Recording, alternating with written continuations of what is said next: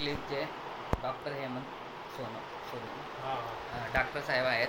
हां तर डॉक्टर साहेब, मला तुम्हाला विचारायचं आहे, ज्या पद्धतीने आपल्या शहादा तालुक्याचे तापमान वाढत चालले, हो 43-44 झालेले हो आहे, आणि जे लोक उन्हात काम करतात किंवा लहान मुलं उन्हात फिरतात, तर यांना कधी आपला उलट्या वगैरे होता आणि काही ठिकाणी व्यक्ती दगावले सुद्धा आहे. हो याबद्दल तुम्ही लोकांना काय आवाहन करणार?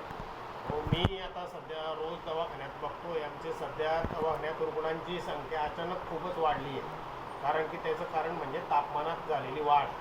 आणि जवळजवळ सर्व जे रुग्ण आहेत त्यांना जवळजवळ साधारणतः सारखीच लक्षणं आहेत. उन्हामुळे जो त्रास होतो, उन्हामध्ये कामं करतात, मजूर जो वर्ग आहे साधारण इतक्या रखरखता उन्हामध्ये काम करतात, त्याच्यामुळे त्यांच्या शरीरातून जो घाम निघतो आणि ते घाम निघाल्यामुळे त्यांच्या शरीरात जे आवश्यक जे क्षार असतात, मिनरल्स असतात, सोडियम, पोटॅशियम, मॅग्नेशियम, क्लोरीन, हे सगळं त्या शरीराच्या बाहेर पडल्यामुळे त्यांना अत्यंत थकवा येतो. पायाच्या पोटऱ्या ओढल्या जातात, चक्कर येते, भोवळ येते. काही काही पेशंट तर अक्षरशः जागेवर पडलेले आहेत. आणि एकदम आपण जे उष्माघात म्हणतो तसा प्रकार सध्या नियमित माझ्या रोजच्या या क्लिनिकमध्ये रोज जे पेशंट येतात तिथं मला सध्या पाहायला मिळत आहे.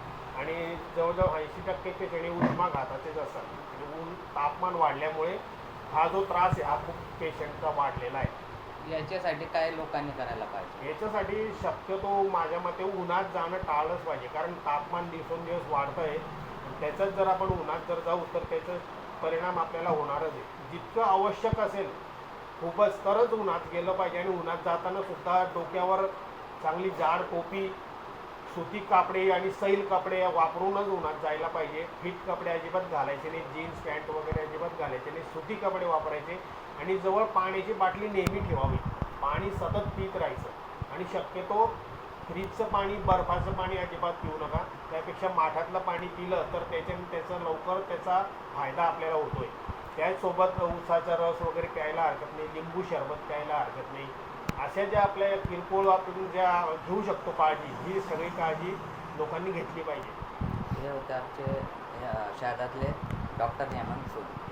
हां त्या सोनी क्लिनिक शहादा.